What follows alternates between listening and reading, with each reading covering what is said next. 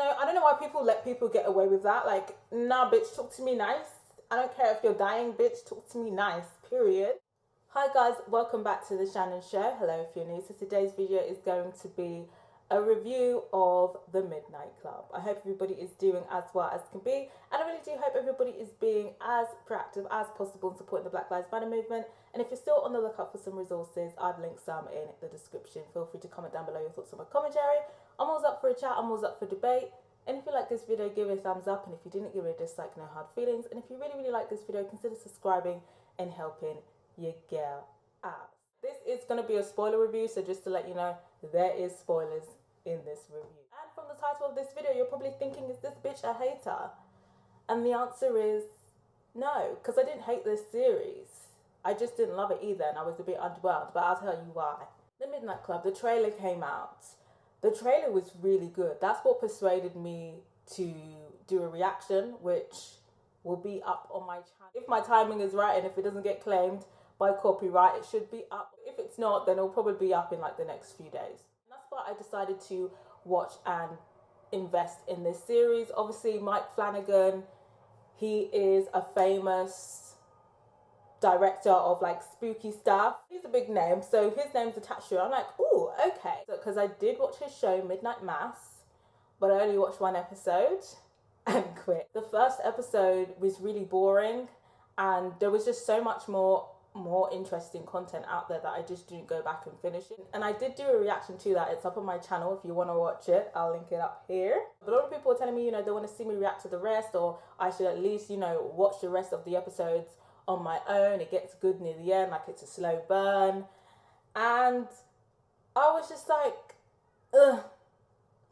I just didn't have the motivation to finish. This time around, I will watch it to the end. I will invest the full 10 hours. I kind of wanted to see if the people was right, what they were talking about, yeah, it's a slow burn, but, it pays off at the end. There's always like a big finish at the end.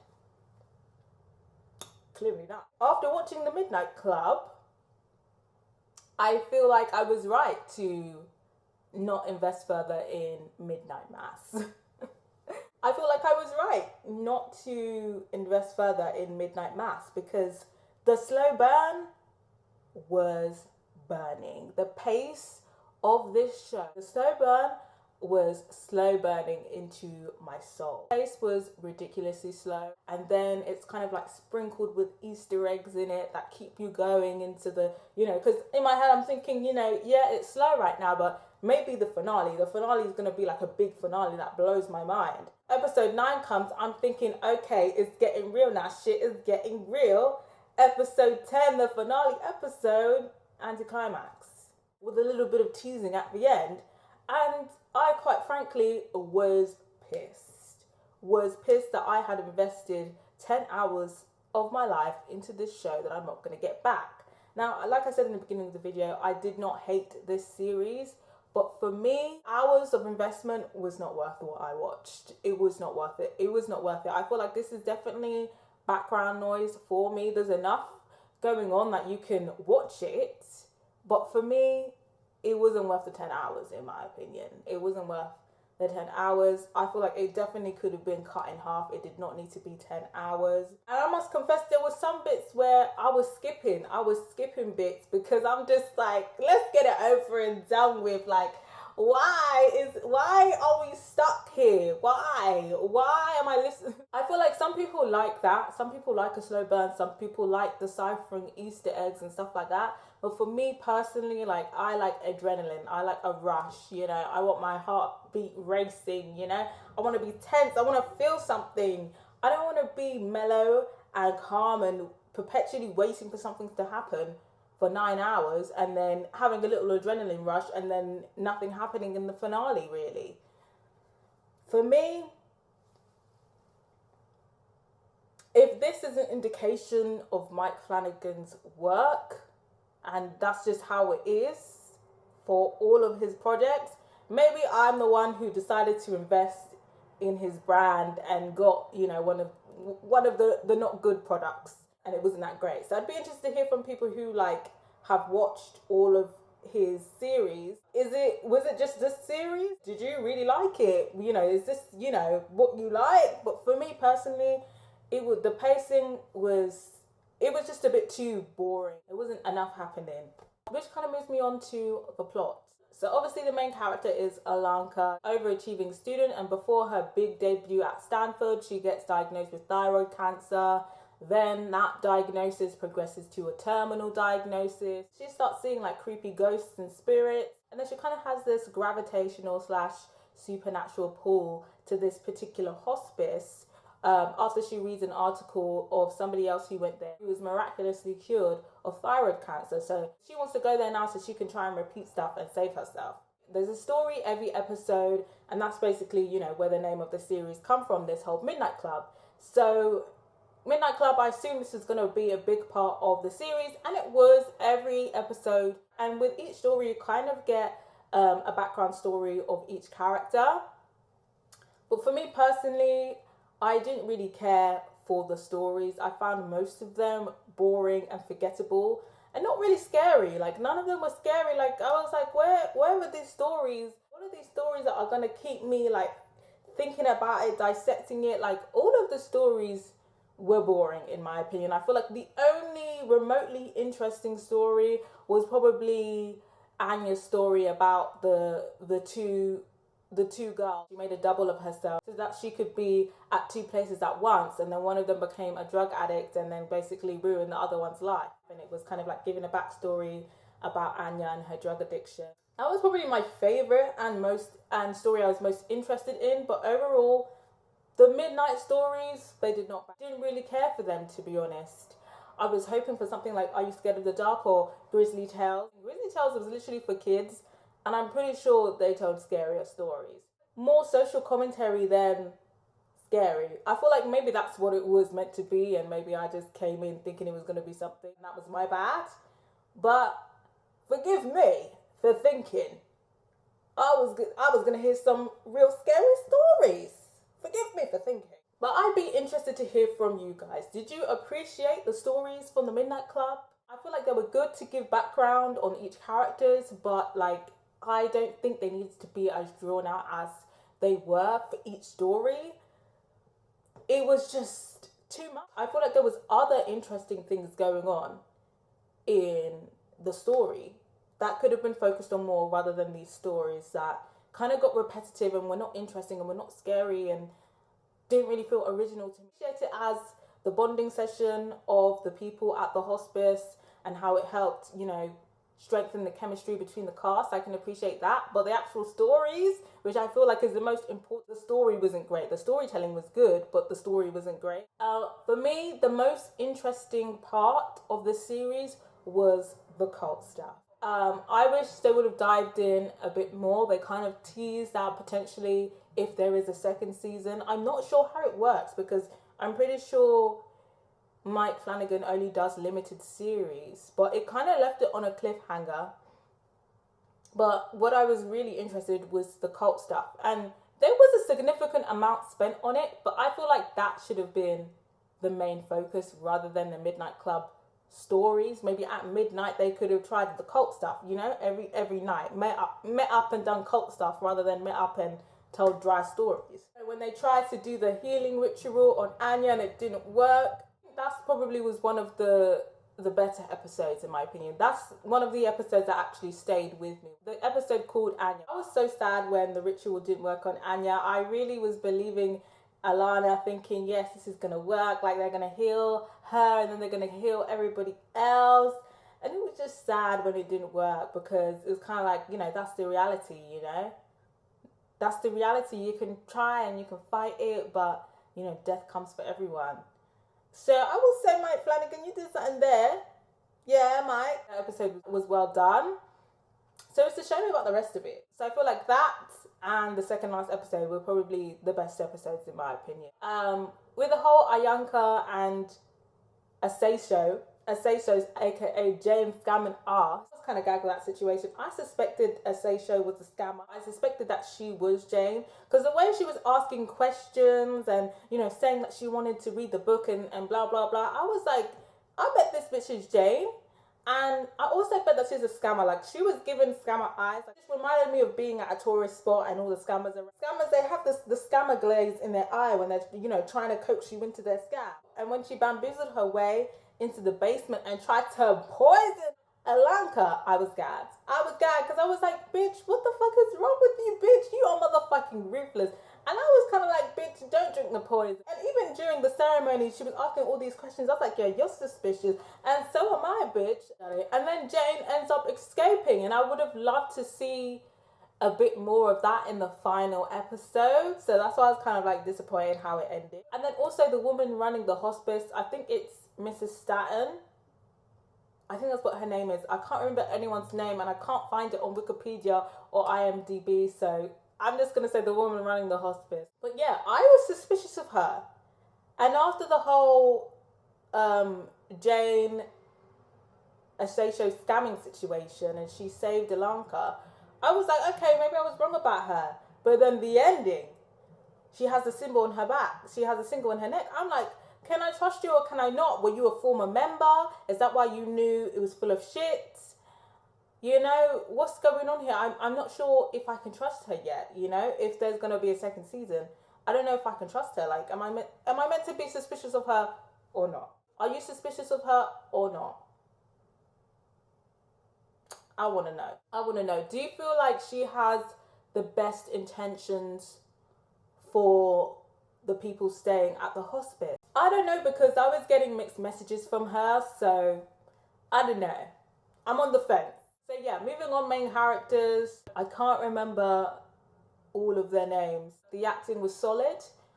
I wouldn't say there was any standout performances except for the person playing Anya. Cod, she was probably the standout performance. She played the insufferable, morbid, stubborn bitch really well, to the point where I wasn't sure if I loved her or hated her. I feel like there was some parts where I loved it. I definitely feel like there was some bitch where it's too much, and I definitely am not in support of the narrative of, oh, the girl she's been through so much and now life has turned her sour and now everybody kind of excuses her for being a tough bitch because once she gets to know you, she's nice to you.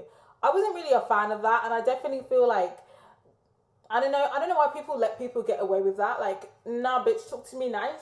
I don't care if you're dying, bitch, talk to me nice, period. I feel like Alanka definitely should have cussed her out from the beginning. Probably should have beat her up from the beginning. We need to dead that narrative, no pun intended. But overall, I'm not gonna lie, I was sad when Anya left, boy. I was sad. I was hoping they were gonna save her. I was hoping she was gonna get to live. But yeah, I think Anya's probably my favourite and the standout, and then probably close second would be Asesho the scammer, because her scamming ways are probably the highlight of the season. Everyone else, they did a solid job. Chemistry in terms of friendship and community spirit was developed really well. We even had some romances which were cute. I think the first couple, I don't know what their names were, the two Asian people, that couple, they were really cute. I think they had good chemistry together. Ianka and I think his name was Bradley.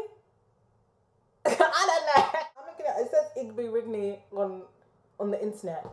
That guy, Ianka's love interest, I don't really feel like they had chemistry like that. Like, we had to wait till the end to see them kiss. And after, I was just like, meh. Speaking of Ianka, I really didn't like her being a pick-me. Her stories, like, such pick-me behavior, like, come on, girl.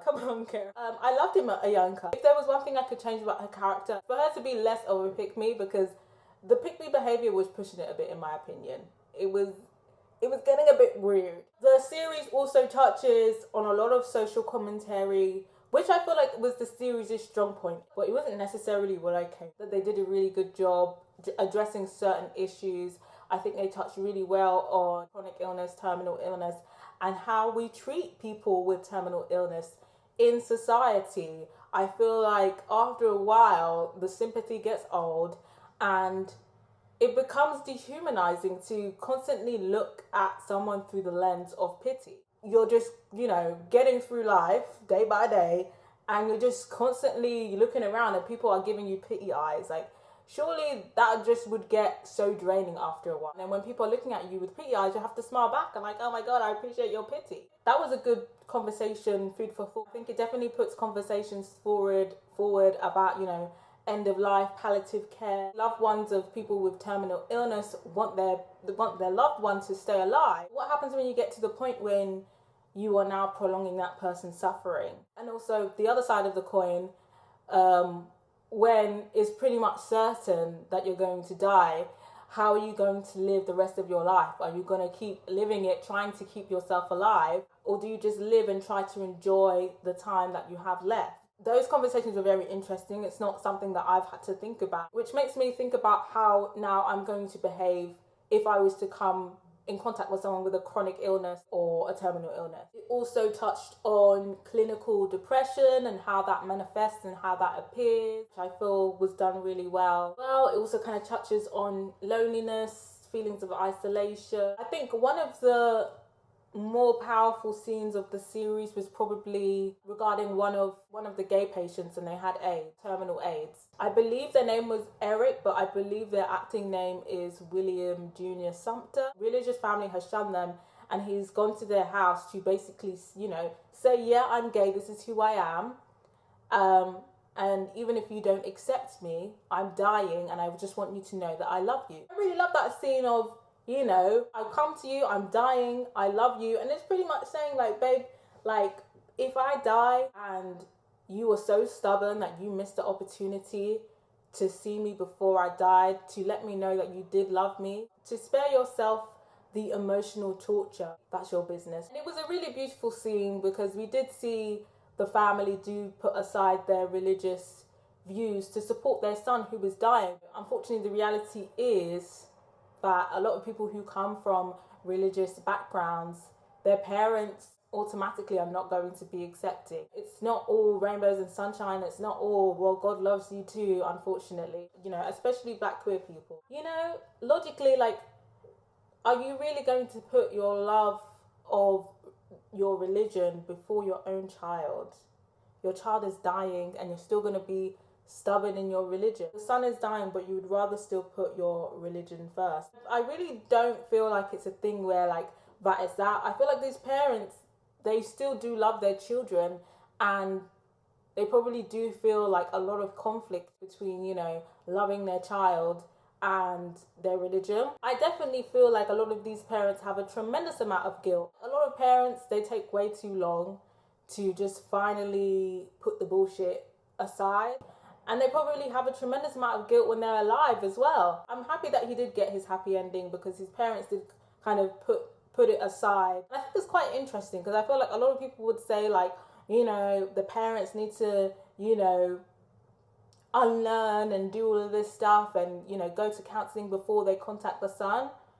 But I don't think that is realistic. Even though it really is the barest minimum, it's unfortunately a lot more than what other people are getting. Yeah, I'd be interested to hear from you guys what your thoughts were on that whole situation, the set design and the mise en scène.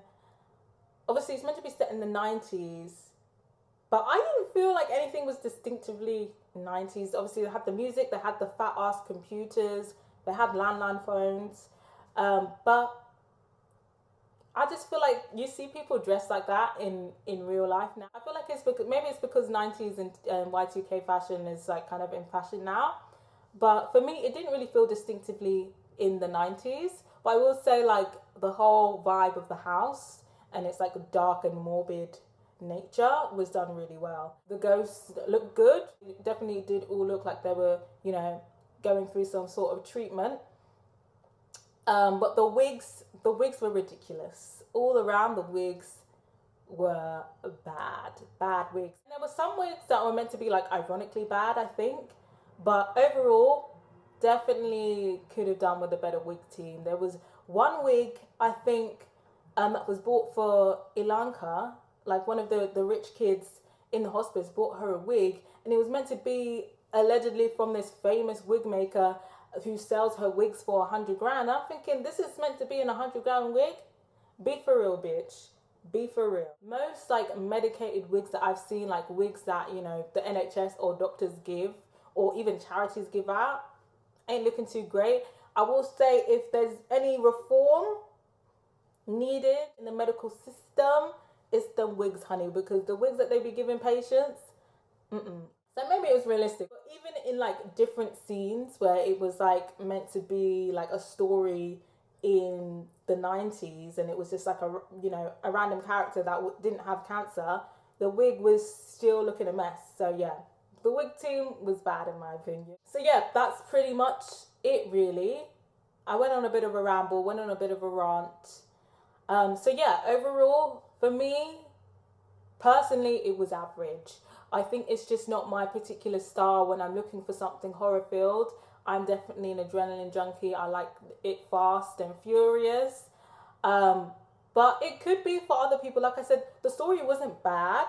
Like, it was good enough to keep watching, but it's just like there's so many other interesting stuff out there that if I wasn't committing to watching 10 episodes for my review and for my reactions, I probably would have dropped out after the third episode, because I just felt like it was just a bit drawn out in my opinion. There wasn't enough going on for me. So if I was to rate it, I would give it a 2.5 out of 5. And then if I was going on the tomatoes, it would be 55. But simply because it was just not exciting enough. Good ideas, but just the way that it was told, just the way that it was paced, made me lose interest. I'm not an egg hunt. I'm not a slow burn girl. Slow burn, cool, but like not slow burn like you're making me wait until you're making me wait to the 9th episode till shit gets real, and then you do an anticlimactic finale. For me, I just feel like it wasn't worth the 10 hours in my opinion. But I'd be interested to hear from you guys. What did you think of the series? As always, do let me know what you thought about my commentary. Like I said at the beginning, I have done a reaction for the series. I've reacted to episode 1 and episode 10. And when it does come on my channel, because I'm not sure if it's going to be up at the time that I want, I will link it up here. If it's not up here yet, then you can watch something else that I've recommended. Do you have a lot more spooky season reactions coming up? So if you're interested in that, stay tuned. I am going to be running a spooky season community poll, so do make sure my notifications are on, or check my community posts regularly so that you don't miss out on that. And if you want to send me any direct requests for reactions or reviews, you can do that on my Patreon. Don't forget to put my notification bell on so you know my next video is dropping. Also trying to get to 4.3k subscribers. That's my next short-term goal, and I'd appreciate if you help me hit that. And thank you to everybody who has subscribed to my channel so far. And thank you to everybody who's taken the extra step to sign up to my Patreon. It really means a lot to me. Till next time, guys. Bye.